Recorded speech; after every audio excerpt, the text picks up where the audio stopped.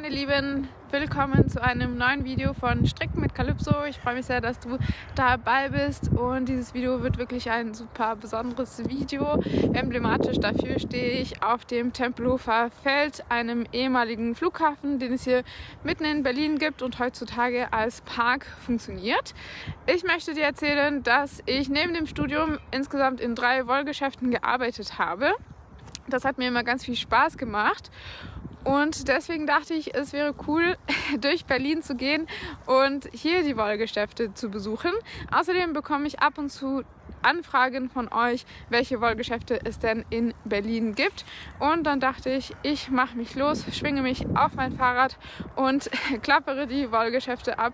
Natürlich mit ihrem Einverständnis bin ich dann vorbeigegangen und durfte Interviews machen mit den Inhaberinnen von, mal sehen, 5, 6 Wollgeschäfte, mal sehen, wie viele es werden. Auf jeden Fall fast alle in Berlin sind in diesem Video vertreten und ich hoffe, es gefällt dir. Ich habe ganz tolle Leute kennengelernt, ganz tolle Menschen kennengelernt, die sich mit Wolle auseinandersetzen, mit denen ich dieselbe Passion teile. Das hat großen Spaß gemacht und war auch sehr inspirierend, sich zu unterhalten und auch unterschiedliche Lebenswege kennenzulernen. In diesem Video wirst du also spannende Lebensläufe, lustige Momente und auch neue Garne entdecken. Und auf jeden Fall wirst du tipptopp vorbereitet sein für deinen nächsten Besuch in Berlin, damit du auf keinen Fall mit leeren Händen wieder nach Hause fährst, sondern ganz tolle neue Wolle vielleicht mit nach Hause nimmst. Viel Spaß! Ich durfte gerade die Marita von der Fadeninsel interviewen und hier gibt es über 100 Wollqualitäten. Außerdem gibt es hier eine Lagerqueen und wenn ihr wissen wollt, was es damit auf sich hat, dann freut sich die Fadeninsel über euren Besuch. Ich freue mich, heute da zu sein in der Fadeninsel in Kreuzberg und ich bin jetzt hier im Lager empfangen worden, weil Marita uns einen kleinen Einblick geben wollte, wie es in einem Wollgeschäft aussieht, in einem Lager. Und ja, magst du dich vielleicht kurz vorstellen und uns was zur Fadeninsel erzählen? Ja, ich bin wie gesagt Marita, hallo Calypso. Den Laden betreibe ich jetzt seit über 39 Jahren. Habe mit 22 angefangen, mit 5 Qualitäten insgesamt. Okay. Am Anfang, ne? Und der Laden war auch immer hier? Der Laden war am Anfang um die Ecke in der Adalbertstraße, war ein bisschen kleiner oder wesentlich kleiner. Ja. Und am 22.02.2002 sind wir hierhin umgezogen. Ja, weil das Lager ist hier wirklich sehr groß und verwinkelt. Das ist fast wie ein kleines Labyrinth. Da muss man sich als Mitarbeiter gut auskennen, wo was liegt. Nicht? Das geht erstaunlich schnell, aber ja. Manchmal weiß auch keiner, wo eine Wolle ist, wenn sie gerade wieder 3-mal umgezogen ist, weil das ist ja immer so ein bisschen Tetris spielen hier, ne? Ah, okay. Ne? Mal gucken, welche Qualität kommt, wie viel Platz braucht die und dann muss die da wieder weichen und es ist auch ein ständiges Hin- und Hergeräume. Ja. Aber es hält das Hirn fit, glaube ich. Ja, auf jeden Fall. Welche Qualitäten habt ihr am meisten?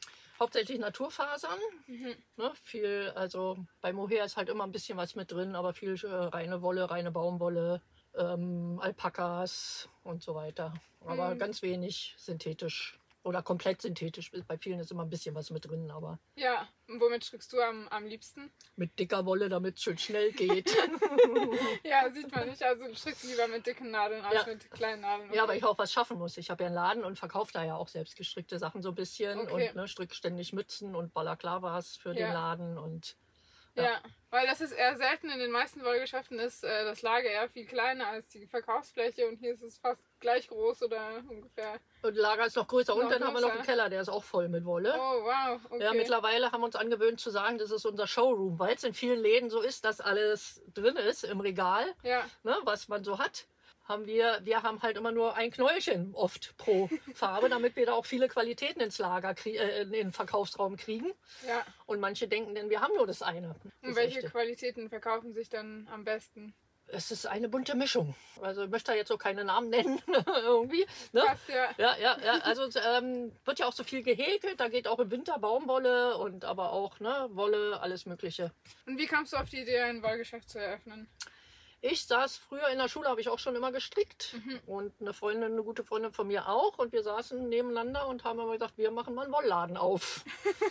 Okay. Und dann, hatte ich einen schweren Unfall und konnte halt, hatte Schmerzensgeld und dann konnten wir auch das erste Jahr einfach, ohne dass wir Löhne rausnehmen und so, überbrücken oder konnten das überhaupt finanzieren. Ja. Ne? Weil ich habe bis jetzt in meinem Leben für den Laden jedenfalls noch keinen Kredit aufgenommen. Also aus dem Unfall kam dann sozusagen das Startkapital. Die neue Existenz, genau. Ja, super, dann ist man was Positives draus macht. Ja. Schon auf jeden Fall eine kreative Sache. Ja, super. Vielleicht laufen wir kurz durch das Lager hier durch, damit ihr seht, was für ein Labyrinth das hier ist. Wir verlassen jetzt das Lager und Marita meint, hier rechts ist sogar noch mehr Wolle. Und dann gibt es noch einen Keller, auch voll mit Wolle. Ja, genau. Also wenn man gerne strickt und sich gerne mit Wolle umgibt, ist man hier auf jeden Fall im Paradies. Und ja, jetzt betreten wir die Ladenfläche und dann stelle ich mal kurz die Kamera hin. Magst du uns erzählen, wo du stricken gelernt hast und wann und wie? Ich mit 8 zu Hause. Oder wir hatten es vielleicht sogar auch in der Schule so ein bisschen. Also von den Eltern, von der Mama, Mutter, von der Oma, genau. von der Mutter? Von der Mutter, von der Nachbarin. Okay. Ich habe auch immer gerannt. Ja, ich auch. Ich habe auch bei meiner Nachbarin, ehemaligen Nachbarin stricken gelernt. Ja. Ist besser als die Mutter anscheinend, ne? Ja, vielleicht ist da weniger Reibung. Genau. Ja, das stimmt. Ja, kann sein. Was hast du dann als erstes gestrickt? Was war dein erstes Projekt? Kannst du dich daran nicht erinnern? Nee. Das erste, was ich gehäkelt habe, war ein Schal für meinen Vater aus brauner Polywolle von Woolworth, weil auch nicht viel Geld da war. Ne? Ja. Der war am Anfang so breit, dann war er mal so schmal, dann war wieder so breit und er hat ihn immer zum Fußball getragen. Ah, okay, ja dann, wenn er ihn getragen hat, dann hat es ihm wohl gefallen. Ja. Was macht dich denn glücklich am Stricken? Einfach zu sehen, was entsteht, die Materialien, die Haptik, das Gift. Ne? Ich liebe einfach Wolle. Ja, und weißt du, woher das kommt? Weil ich liebe auch Wolle und das Stricken und ich weiß nicht so genau, wo das herkommt, warum ich das so gerne mag. Ich auch nicht. Ich habe schon gedacht, es gibt ja jetzt viele, die alle so eine Besonderheit in Anführungsstrichen haben, aber irgendwas muss da ja auch sein, dass ich seitdem ich 8 bin sozusagen ständig täglich stricke. Ja. Da irgendwie, ne? Also ich kann es mir auch nicht erklären. Also einfach, es bereitet dir inneren Zufriedenheit oder Glück oder. Genau, wenn ich dann sehe, was da daraus entstanden ist und die Farben und die Materialien. Also bist du eher eine ergebnisorientierte Strickerin, dass du gerne das fertige Projekt in der Hand hältst? Ja, auf alle Fälle. Ja, okay. Also der Prozess ist eher so zweitrangig oder macht dir das Stricken an sich? Empfindest du das irgendwie als meditativ oder? So ein bisschen als auch so zum Runterkommen, ne? Ja. Dann strickst du hier im Geschäft oder zu Hause? Nee, hier kommen wir nicht dazu. Hier nicht, Hier, wenn, dann machen wir hier Maschenproben oder so, ne? Im Wollladen gibt es immer was zu tun. Immer. Das stimmt. Ja, das ist grausam so ein bisschen manchmal. Man ist nie fertig. Okay, dann sieht es bei dir zu Hause auch ein bisschen so aus, als voll mit Wolle, oder? Nein, überhaupt gar nicht. Ich habe da einen Teller, da sind immer die ganzen Sachen drauf und sonst nicht. Ich bin ja täglich hier und nehme mir mit, was ich gerade brauche. Ja, okay. Ich muss ja keine Vorräte schaffen, ich habe ja hier noch Vorrat. Ja, stimmt. Kannst du immer hier nachholen. Ja, die Marita hat auch ganz schön dicke Wollen in ihrem Sortiment, wie zum Beispiel die da oben hängt. Die sieht man nicht so oft in Wollgeschäften. Und sie strickt auch ganz schöne Sachen da draus. Magst du uns ein bisschen was dazu erzählen? Ja, das geht halt ruckzuck, ne? Und genau, ist schön warm und... Das ist 100% Wolle? Das ist 100% Wolle. Ja, die ist auch sehr weich, für die, die glauben, dass Wolle kratzt. Also ist 100% Wolle und die ist sogar ganz schön flauschig und super, super weich. Also kratzt überhaupt nicht, für die, die da so ein bisschen empfindlich sind, oder?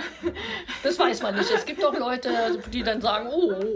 Ja, also ich finde die wirklich auch super weich. Aber auf jeden Fall gibt es hier eine sehr, sehr große Vielfalt an Wollqualitäten. Das ist sehr schön. Und die strickst du mit einer 20er Nadel. Genau, 15 bis 20, je nachdem. Und die kann man hier dann auch erwerben, diese Accessoires. Es gibt einige schöne Accessoires hier, die man mitnehmen kann, außer man möchte natürlich selber stricken. Dann gibt es eine riesen Auswahl an schöner Wolle.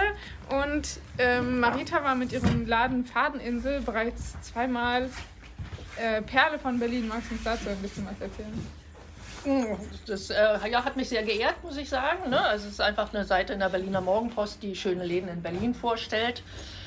Und einmal war es vor 3-4 Jahren, glaube ich, waren wir drin und dann kriegte ich einen Anruf, ob wir nicht Berliner Perle werden wollten. Und meinte, waren wir schon, will nicht jemand anders vielleicht? Und dann meinte die Dame, nein, ich will aber gerne mit Ihnen machen. Und dann dadurch zweimal Berliner Perle. Ja, auf jeden Fall eine Berliner Perle hier direkt in der Oranienstraße, nicht wahr? Genau, ja. Oranienstraße 23. Und wie ist es denn so, mitten in Kreuzberg ein Wollgeschäft zu haben? Das ist ja schon ein besonderes Kiez, eine besondere Ecke hier in Berlin, nicht wahr? Wunderbar, weil hier kann man hinterm Tresen stehen, wie man will, und es zweifelt dadurch keiner an der Kompetenz, nur weil man jetzt mit einer ollen abgetragenen Jeans hier steht oder die Fingernägel nicht lackiert hat oder... Ja, also ich bin ja schon seit 1985 in Kreuzberg und genau, oder lackierte Fingernägel hat, zeigt meine Kollegin gerade, die hat nämlich welche. Aber dass das alles nicht so wichtig ist, dass halt trotzdem getraut wird, dass wenn man hier steht, schon die Fachkompetenz hat. Und kannst du eine Veränderung feststellen, wie Kreuzberg oder die Straße hier sich in den ganzen Jahren, die du hier schon bist, verändert hat? Wir haben es im Moment im Laden, dass wir manchmal 2/3 Englisch sprechen, weil so viele auch Leute, die hier schon wohnen, aber des Deutschen nicht mächtig sind, ne? Aber auch viele Touristen, die hierher kommen, auch in die Oranienstraße oder auch gezielt vorher googeln und uns besuchen kommen. Ne, das würde ich sagen, das war am Anfang gar nicht. Okay, ja. Also das ist neu, dass viele internationale Leute kommen. Genau, die aber auch teilweise in Berlin wohnen, aber dadurch, dass jeder Englisch spricht, kommen die auch gar nicht so richtig dazu, Deutsch zu lernen, weil jeder öffnet sich sofort und spricht mit denen Englisch. Ja. Ne, und sind ja dann auch oft Spanier und Franzosen, aber alle treffen sich im Englischen. Ihr habt ja großzügige Öffnungszeiten. Von 11 bis 19 Uhr und samstags von 11 bis 17 Uhr und da helfen wir auch immer gerne weiter. Ist jetzt nicht so, dass wir irgendjemanden im Regen stehen lassen. Nee, das auf keinen Fall. Ich glaube, das passiert in keinem Wollgeschäft. Ja. Alle sind da immer sehr, sehr hilfsbereit. Ja, also ich glaube, wir haben es. Wunderbar. Ja, vielen Dank, dass ich hier sein durfte. Ich hatte auf jeden Fall eine schöne Zeit und der Laden ist sehr groß, bietet eine sehr, sehr große Vielfalt und sehr gute Auswahl. Danke, dass ich hier sein durfte. Danke, dass du gekommen bist. Ja, tschüss. Tschüss. Ich bin im Stadtteil Prenzlauer Berg und ich freue mich gleich mit der Steffi einen Tee zusammen zu trinken in ihrem Geschäft Loops. Ich bin bei Loops Berlin bei der lieben Steffi. Wir dürfen sie heute kennenlernen und wir dürfen heute auch ihr Geschäft kennenlernen. Ich freue mich sehr drauf. Steffi, möchtest du dich gerne ein bisschen vorstellen? Ja, hi, ich bin Steffi. Ich komme ursprünglich aus Österreich, bin aber schon seit Anfang der 90er in Berlin. Habe hier, also den Loops Wollelladen gibt es seit 1997, also schon eine ganze Weile, und ich arbeite hier seit 2001 und habe den Laden jetzt vor knapp 7 Jahren übernommen von meiner ehemaligen Chefin. Okay, weißt du, wie der Laden entstanden ist oder wie bist du hier reingekommen? Also Sigrid, meine ehemalige Chefin, die hat in den 80ern zusammen mit ihrer Freundin Marita die Fahrradlesel in Kreuzberg gegründet. Damals noch in der Adalbertstraße, da war der Laden auch noch ein bisschen kleiner, das war ja dann in der Nähe der Mauer, ja, also ganz andere Situation damals dort in Kreuzberg. Und naja, auf Dauer zu zweit einen Laden zu betreiben, ist auch sicher schwierig, weil man hat dann doch andere Vorstellungen und dann haben die sich halt getrennt, räumlich sozusagen, sind aber immer noch befreundet gewesen und Sigrid hat sich dann den Laden hier oben gesucht und ist hierher gekommen. Ja, so ist der Laden hier, Entschuldigung, so ist das passiert, dass wir hier oben auf dem Prenzlauer Berg sitzen. Genau, auf dem Prenzlauer Berg sind wir, ein sehr, sehr schönes Kiez hier in Berlin. Ja. Und was möchtest du vielleicht hervorheben an deinem Geschäft? Also ich versuche für alle Wolle zu haben. Also jeder soll sich was leisten können, sich einen Pullover zu stricken, möglichst aus reiner Wolle. Und wir haben kein Garn, das 100% Acryl ist, sowas gibt es bei uns nicht. Und wir versuchen immer so wenig wie möglich Kunstfasern in unseren Wollen zu haben. Manchmal macht man so Zugeständnisse, aber wir versuchen das zu vermeiden. Also du legst einen besonders großen Wert darauf, dass deine Garne eher Naturfasern beinhalten. Ja, sehr schön. Und hast du einen Lieblingsgarn, mit dem du besonders gerne strickst? Einfach reine Wolle, ganz schlicht, so wie der Pulli zum Beispiel. Also Islandwolle oder ganz normale Schafwolle. Am besten so eine 6er Nadel. Ah, okay. Ich verkaufe ich habe ja schon früher immer auf Märkten auch meine Sachen verkauft. Okay. Und da ist halt auch Time Money. Und ich habe keinen Bock mit einer 2er Nadel eine Mütze zu stricken, dann werde ich irre. Die meisten Sachen, die ich stricke, verkaufe ich auch, weißt du, deswegen ist es wenig für mich. Und, ja, genau. Also große Nadeln und viele Farben auch. Ich sehe, du trägst gerne Ja. Ja, schon eher. Also schon so immer so eine Richtung, aber ich meine, ich habe auch ein bisschen Pink unten bei meinen Socken, so ein bisschen was Knalliges darf es schon sein. Ja. Habe ich schon Bock drauf immer. Das macht Laune, finde ich. Warum macht Stricken dich glücklich? Tja, da gibt es viele Faktoren, glaube ich. Also erstens weiß man ja, dass Stricken gut ist fürs Gehirn. Also immer wenn beide Hände zusammen irgendwas machen oder wenn du mit den Händen was machst, löst das irgendwas in deinem Gehirn aus, was dich happy macht. Mhm. Und natürlich gleichzeitig hast du auch den kreativen Prozess, der damit einfließt. Der macht den ja auch glücklich, wenn man was umsetzen kann, was man sich vorgestellt hat. Ja. Das ist natürlich toll. Wenn man es dann auch bis zum Ende durchführt, das ist dann nochmal ein anderes Kapitel. Ja, also viele Sachen anfangen, viele Ideen haben, ist ja quasi einfach, aber die dann auch umzusetzen und fertigzustellen, es bringt einen einfach runter. Ne? Das ist so entspannend. So ein Tag ohne Stricken, da fehlt halt einfach was. Ne? Ja, das stimmt. Da geht man dann so unbefriedigt ins Bett und denkt so, Mist, jetzt bin ich da nicht mehr zugekommen und nicht eine Masche gestrickt heute. Das ist ganz schrecklich. Ja, das kenne ich, das passiert mir auch. Ja. Super. Dann zeig uns doch mal, was du Schönes hast. Ja, also hier ist unsere dünne Flauschecke sozusagen, was ist so diese Beilaufgarne. Also die werden ja meistens mitgestrickt, kennt man ja. Viele stricken auch von Knit, die ganzen Anleitungen und so. Da ist ja oft ein Merino-Faden oder irgendein fester Faden und dann noch ein zweiter dazu. Ja. Das sind diese hier alle. Also Mohair mit Seide. Haben wir jetzt von Langjans, dann haben wir was von Katja ohne Mohair und ohne Alpaka. Gibt es jetzt. Für die ein bisschen empfindlicher sind. Diese drei, genau. Das fand ich nämlich ganz schön mit Baumwolle, Merino und manchmal so ein bisschen Kaschmiranteil für die empfindlichen Naturen, weil viele vertragen ja kein Alpaka oder Mohair. Ja. Mhm. Das ist einfach so, man kann das ja auch nie generalisieren oder so, was jetzt kratzig ist oder nicht, weil viele Leute würden das ja überhaupt nicht ertragen, hier so ein Islandwolle, aber dann ist das immer so eine schöne Möglichkeit. Ausweichen. Ja, ein bisschen so, genau. Ja, und da siehst du ja, ist ja schön bunt. Das ist ja auch so ein Faktor, glaube ich, der super ist, um im Wolleladen zu arbeiten, dass man immer viele Farben um sich hat. Das ganze Jahr über, auch im Winter. Das mit der Laune auf jeden Fall. Total. Und ich glaube, das tut einem total gut. Ne? Ja, auf jeden Fall. Wenn man hier reinkommt, ist es wie eine Kur. Fängt man an zu gucken und man fühlt sich sofort besser. Ich habe auch manche Leute, die kommen rein und sagen, ich will noch ein bisschen die Farben angucken. Ich brauche das gerade, weißt du so. Das finde ich total süß. Also das ist total sympathisch. Ja, das darf jeder immer jederzeit gerne machen. Einfach reinkommen und Farben angucken. Zur Info, wir haben gerade Januar, deswegen ist es besonders grau. Ja, genau. Heute mal ein bisschen Sonne, zur Abwechslung. Geht es hier weiter, da haben wir noch so ein schönes Tweed-Bio von BC. Das kennen sicher auch viele. Die machen auch ganz tolle Garne. Genau. Tweedgarne haben wir da drüben noch, aber mit dem Ständer, deswegen steht es hier so alleine und die anderen Tweedgarne sind dann da drüben. Ist immer so ein bisschen schwierig, wie man das einteilt im Laden, wo was hingehört. Wir müssen immer ganz viel planen, wenn wir neue Wolle kriegen und überlegen, was räumen wir jetzt wohin, dass es Sinn macht. Ne? Man kann jetzt nicht sagen, okay, die eine Merino-Wolle liegt da hinten und die nächste Stärke da und die dritte ist da hinten. Da sind die Kunden total verwirrt. Und das geht halt nicht. Ne? Also da muss man schon so ein bisschen irgendwie... Ja, ich habe in 3 Wollgeschäften gearbeitet. Deswegen weiß ich ein bisschen, man muss ganz viel rumräumen, aufräumen und ein bisschen denken, wie ist es am besten hingestellt. Ja. Genau. Das ist ja auch ein großes Thema. Ne? Ja, dass man keine tierische Faser verwendet. Okay. Kommen tatsächlich viele Kunden rein, die tierische Faser verwenden. Viele jetzt übertrieben, aber doch immer wieder. Ja. Aber ich denke, viele Wollfirmen achten schon drauf, dass sie ihre Wolle beziehen aus Südamerika, wo es nicht so viele Tierleid gibt oder weniger Tierleid. Also das Ganze, die Wollfirmen, die großen, beziehen mittlerweile alle, auch die kleineren alle aus Südamerika und da gibt es das Mulesing ja nicht, ne? Weil das Mulesing ist ja dieses Entfernen des Schweifs von den Schafen, weil die Fliege, diese scheußliche Fliege da ihre Eier reinlegt, da unten. Diese Fliege gibt es halt in Südamerika nicht.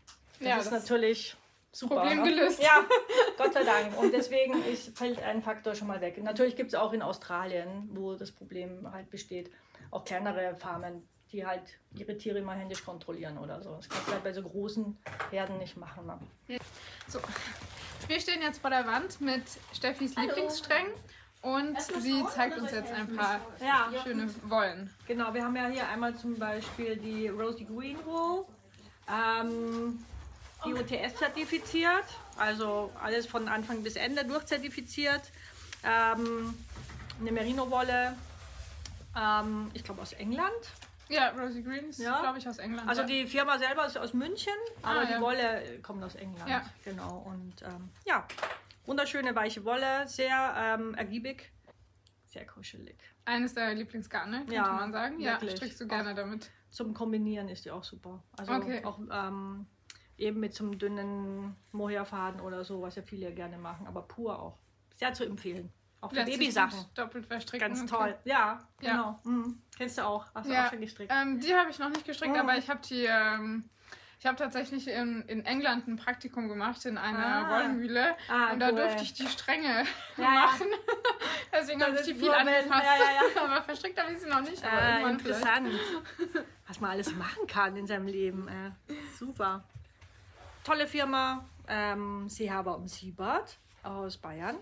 Die haben nur Naturfasern im Programm. Hier zum Beispiel Merino mit Seide oder Mohair mit Seide. Ganz viele schöne Farben. Die glänzt auch so schön. Ja, das ist die Seide. Die hat diesen wunderschönen Glanz. Das ist wirklich auch sehr angenehm zu tragen, ne? Weil Seide so ein ausgleichendes Temperament hat sozusagen. Ne? Also das wird nicht zu heiß und nicht zu kühl. Ja. Und ist auch im Winter kann man es gut drunter tragen oder so. Ne? Das ist ganz angenehm. Ja, so als Unterhemd. So als extra Schicht da drunter. Habe ich auch immer an. Und Seide ist wohl so vom Aufbau nämlich ähnlich noch das Kreatin oder so wie menschliche Haut. Und deswegen empfinden wir das auch als angenehm, wie man das tragt. Also wie eine zweite Haut. Genau, so ist es. So ist es. Und tolle Farben. Und das Mohair mit Seide halt auch. Das ist einfach unzerstörbar. Das hält ewig, pillt nicht. Ist wunderschön. Es hat auch einen sehr schönen Flausch noch dazu. Zu dem Glanz hat es noch einen sehr schönen Flausch. Genau. Sehr schöne Farbe. Das ist auch dieselbe Firma? Das ist dieselbe Firma, genau. Von der haben wir auch ganz noch das, was ich vorhin meinte, mein Lieblingsgarn, so eine ganz, ganz schlichte Wolle. 100 Gramm, 100 Meter, reine Wolle, 6er Nadel. Haben wir auch, haben wir auch seit über 20 Jahren von denen. Also das ist einfach tolle Qualität. Immer schön, immer gut. Ja, kann ich sehr empfehlen. Super, vielen Dank Steffi für die schöne Einführung. Also wenn ihr mal im Prenzlauer Berg seid und euch schöne Wolle angucken wollt, dann kommt zu Loops Berlin. Steffi wartet auf euch und freut sich auf euch. Vielen Dank, dass ich hier sein durfte. Ja, super. Ja. Danke. Danke. Bis dann. Tschüss. Bei eisigen Temperaturen bin ich heute in Charlottenburg und habe die Margit vom Wollschlösschen interviewt. Es war auf jeden Fall ein sehr aufschlussreiches Interview und es macht Spaß, sich mit ihr zu unterhalten.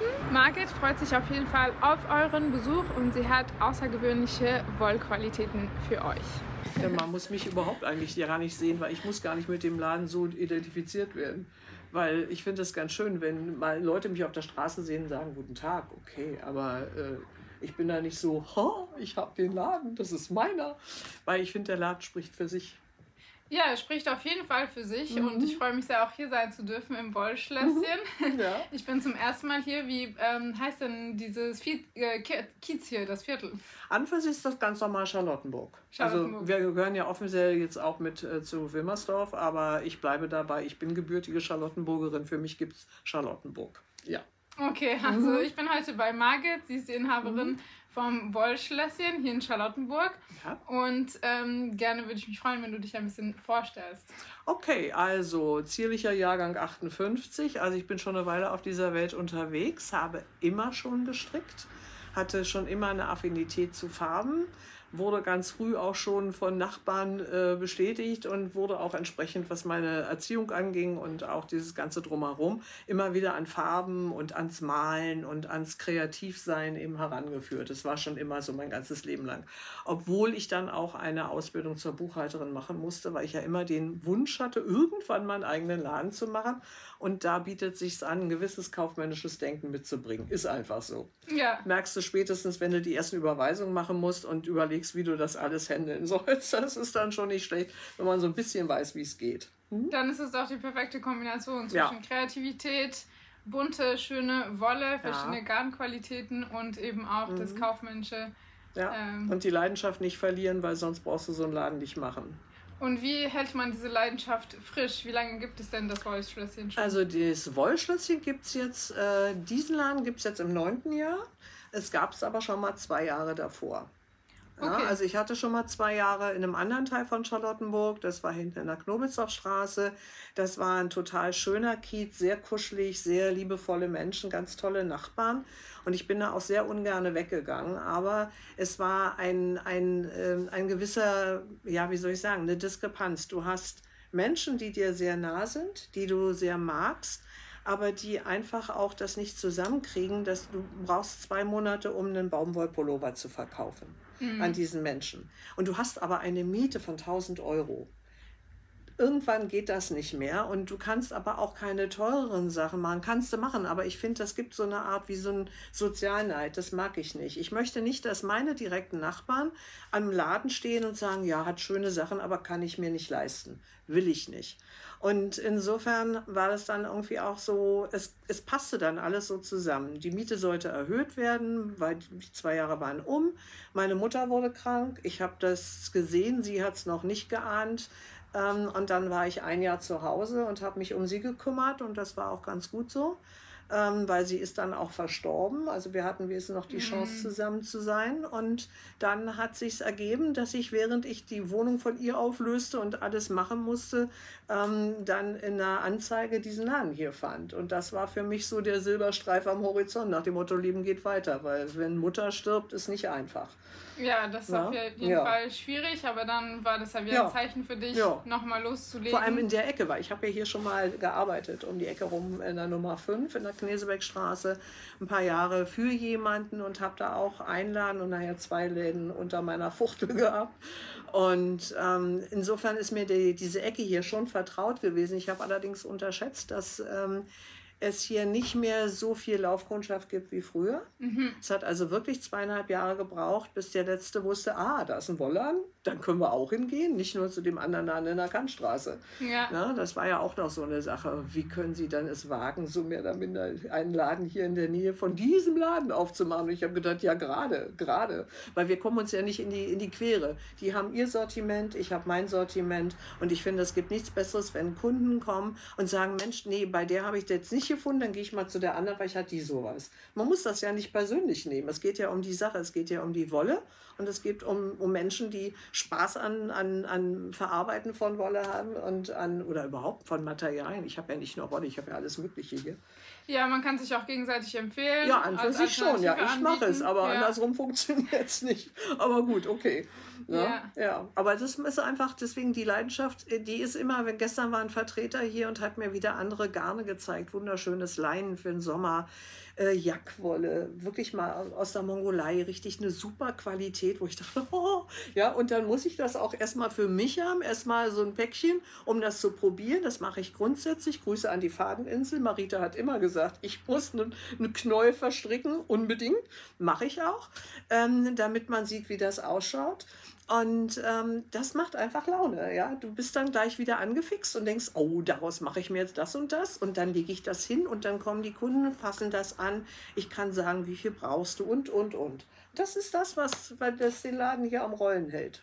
Und ich mache halt eine 6-Tage-Woche. Das ist eben immer noch so. Ne? Ja, Einzelhandel ist auch ein bisschen unvorhersehbar. Allerdings hier sowieso. Und es ist ja was man nicht unbedingt zum Leben braucht, aber was halt das Leben eindeutig verschönt, wenn man dann da so sitzt. Und das hat ja auch was Entspannendes.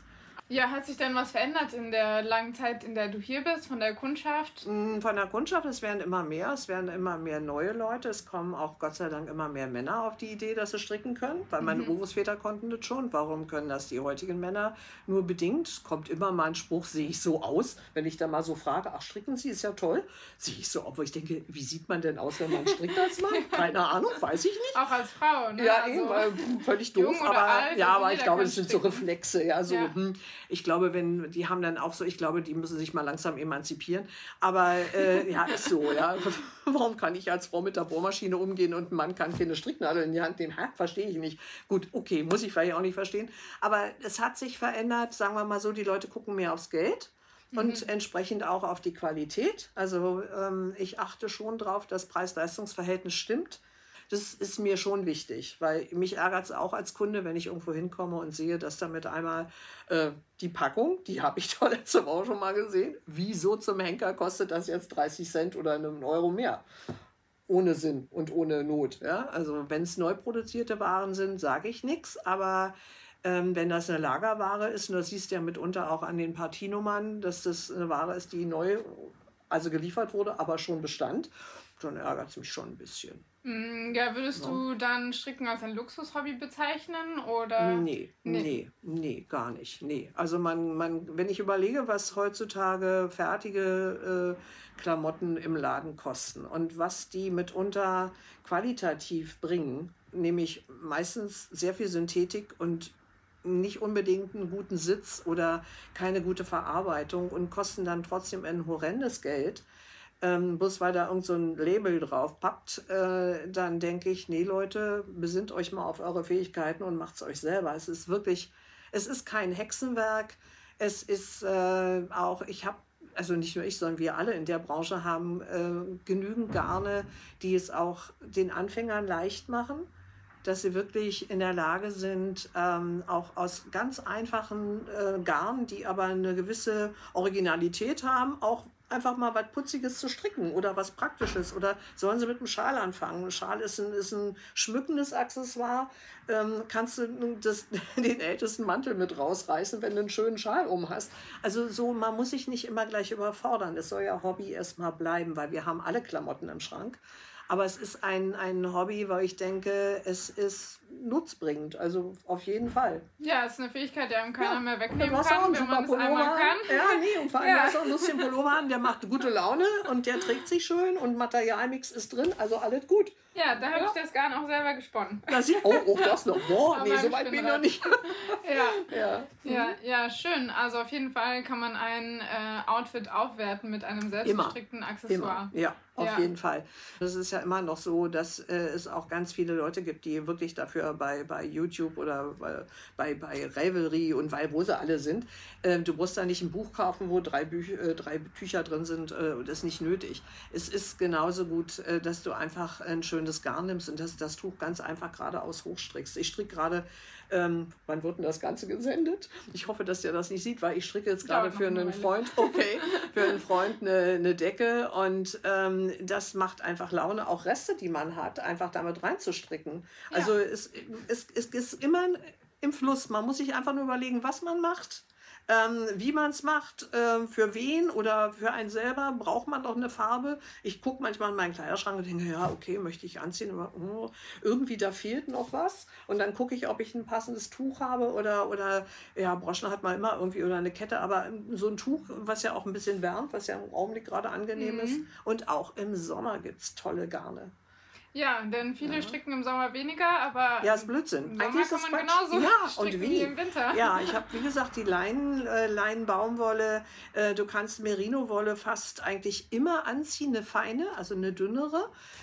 Die macht das einfach vom Faden her, also die Wolle ist dafür geeignet, dass man sie auch, wenn es nicht gerade 35 Grad im Schatten hat, dann würde ich sie auch nicht mehr anziehen. Aber du kannst selbst einen Kurzarm oder mit einem Turnhemd oder so, kann man eigentlich fast das ganze Jahr übertragen. Also, ja, ich trage Wolle auch im Sommer, weil es ja auch atmungsaktiv ist. Richtig. Die Temperatur, man fühlt sich wohl, man fühlt sich nicht nass verschwitzt. Sehr schön, sehr schön. Genau.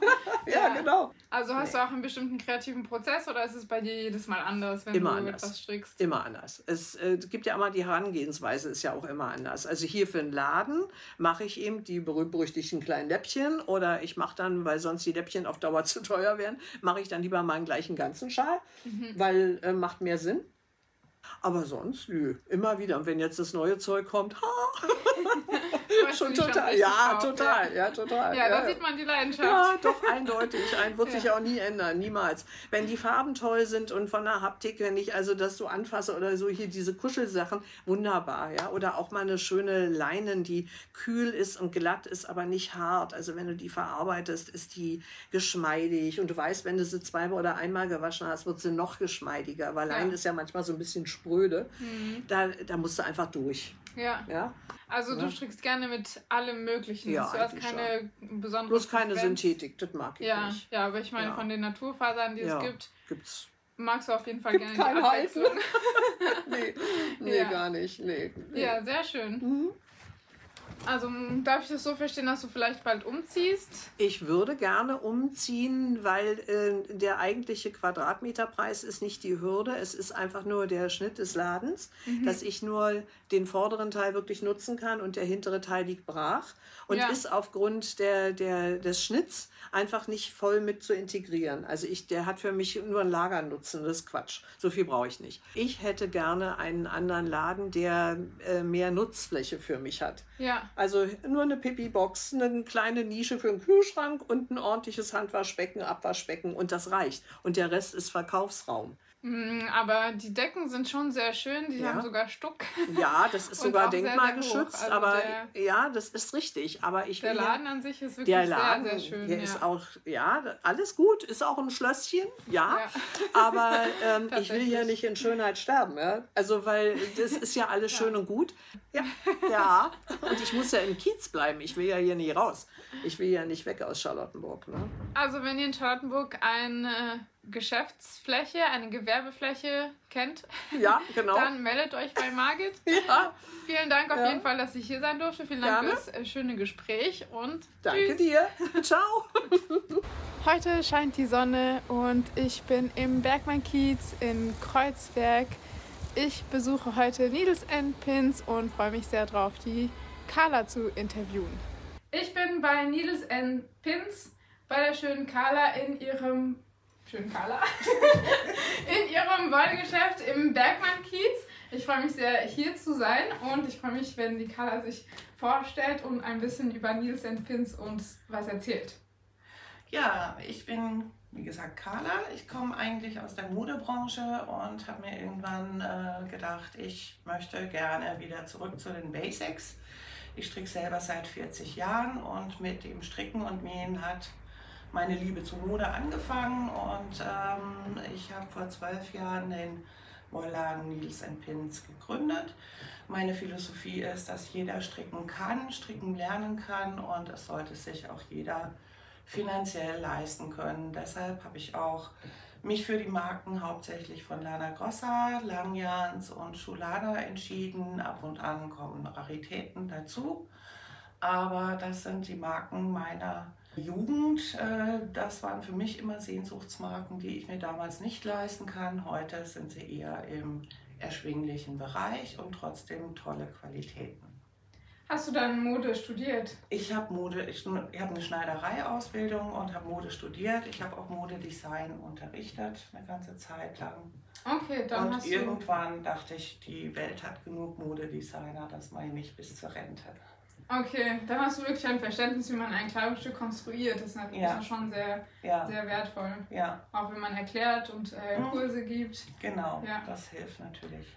Und was hältst du eigentlich von der Idee, dass Stricken ein Luxushobby ist? Das hört man ja manchmal, dass Stricken ein Luxushobby ist, weil es Garn und das Material manchmal schon, Es ist schon kein ganz preiswertes Hobby. Es gibt natürlich auch sehr preiswerte Möglichkeiten, Garne zu kaufen.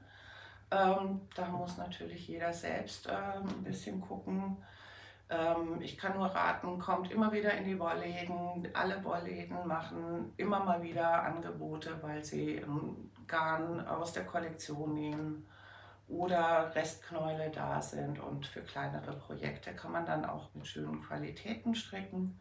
Die Latte nach oben ist ganz, ganz hoch, ne? Also man kann natürlich sehr teure Garne verarbeiten, aber auch mit schönen, preiswerteren Qualitäten kann man tolle Dinge bezaubern.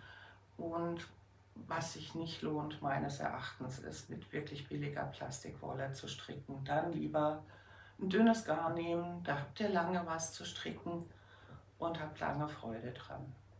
Ja, es lohnt sich auch eher, statt jetzt Geld in einen teuren Markenpullover zu investieren, stattdessen Wolle zu kaufen. Oft hat man ja länger was von seinem selbstgestrickten Pullover, weil der einfach bessere Qualität ist und hochwertiger ist als ein Markenpullover aus irgendeinem anderen Modeladen. Genau, und wenn man Markenpullover kaufen möchte, dann spart man durchs Stricken eigentlich sogar schon wieder Geld. Wie ist es in Kreuzberg, in diesem Kiez, ein Wollgeschäft zu haben? Es hat bestimmt Es gibt bestimmt interessante Anekdoten oder besondere Charaktere, die hierher kommen. Ja, es ist eine sehr bunte Mischung. Also ich habe hier Altkreuzberger, die schon seit 40, 50 Jahren wohnen, die vielleicht eher die Sockenwolle kaufen oder ein bisschen pragmatischer sind, bis hin zu jungen Mädchen. Also diesen Winter waren ganz viele Strickanfänger da, die sich neu in das Hobby verliebt haben, und so ist es wirklich von bis. Und ich finde es auch schön, wenn sich die Menschen im Laden treffen. Ja, ja. Also ich sehe auch öfters im Sommer, wenn ich hier mit dem Fahrrad vorbeifahre, dass du da draußen sitzt und strickst. Genau, ja. mein zweiter Arbeitsplatz. Ja, das ist sehr schön. Wie hast du dann Stricken gelernt? Ehrlich gesagt weiß ich es gar nicht mehr ganz genau. Ich bin noch so eine Generation, die in der Grundschule Handarbeitsunterricht hatte. Ich weiß noch, dass ich es damals gehasst habe. Das war nicht mein Lieblingsfach. Meine Mutter konnte stricken, konnte auch ein bisschen nähen. Meine älteren Schwestern haben, wir sprechen über die 70er Jahre, da war Stricken voll der Trend. Meine älteren Schwestern haben gestrickt. Es gab damals die Kleidung, die ich gerne gehabt hätte, die gab es nicht zu kaufen oder zu teuer, und dann wurde man halt selbst kreativ und hat selbst gestrickt. Gibt es etwas am Stricken, was dich besonders glücklich macht? Was dich motiviert, dabei zu bleiben? Ja, also es ist Verschiedenes. Ich stricke manchmal gerne ganz stumpf vor mich hin, weil ich dieses Meditative genieße. Ich mag gerne Herausforderungen, also wenn Kunden für eine Anfertigung kommen, manchmal habe ich auch schon für Kostümbildner gearbeitet. Das sind dann eher ausgefallene Geschichten, das werden dann auch Einzelstücke sein und bleiben. Und das zu entwickeln und an der Idee zu arbeiten und zu merken, es geht auf und es funktioniert, das macht eigentlich am meisten Spaß. Ja, würdest du sagen, du bist dann eher eine Prozessstrickerin oder eher ergebnisorientiert oder mal so, mal so? Also ich bin schon ergebnisorientiert, das Ergebnis muss passen, aber ich genieße den Prozess total. Also das Experimentieren, das Ausprobieren. Wenn ich irgendwie nicht genau weiß, wie kriege ich das hin, dann probiere ich selber lieber rum. Ich schaue mir selten YouTube-Videos an, schon auch, aber eigentlich probiere ich es lieber selber. Was will ich erreichen, wie kriege ich das hin? Ja, das ist auch gutes Gehirnjogging. Genau, das ist das Schönste daran. Wir machen jetzt eine schöne Tour durch Carlas Wollgeschäft und sie zeigt uns ein paar Garnqualitäten, die sie hat. Wir befinden uns gerade in einer Übergangsphase zwischen Wintergarn und Sommergarn. Carla, was hast du Schönes für uns?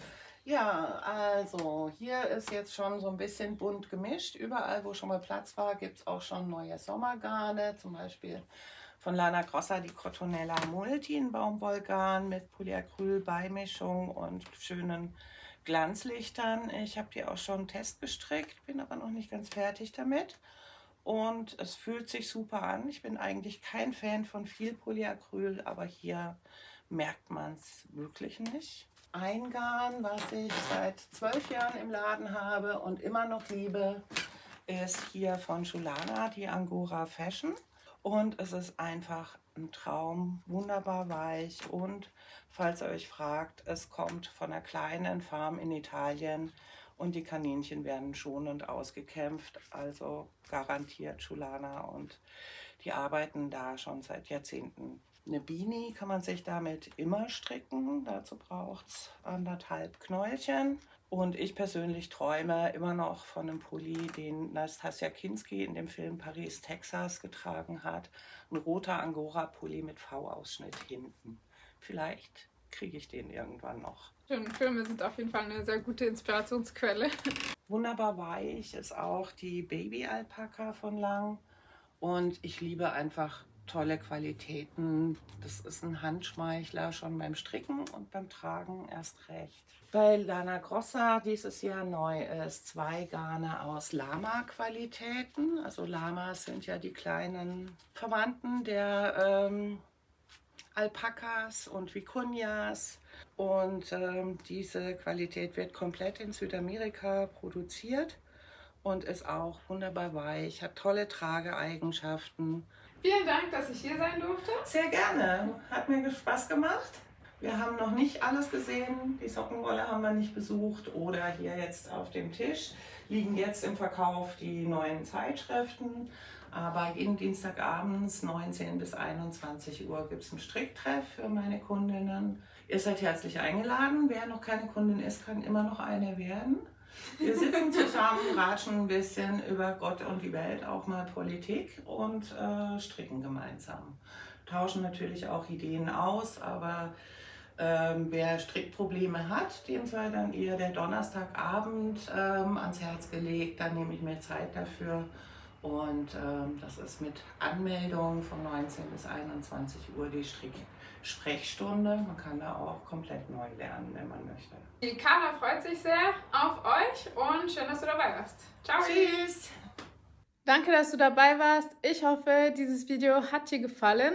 Insgesamt habe ich 7, vielleicht kommt noch ein 8. dazu, Wollgeschäft gefilmt und interviewt. Sie passen aber nicht alle in ein Video, deswegen freue dich auf Teil 2, das ganz sicher in 1 bis 2 Wochen online kommen wird. Wenn dieses Video dir gefallen hat, dann hinterlass mir doch gerne ein Hashtag Stricken mit Calypso in den Kommentaren und bis zum nächsten Video. Ciao!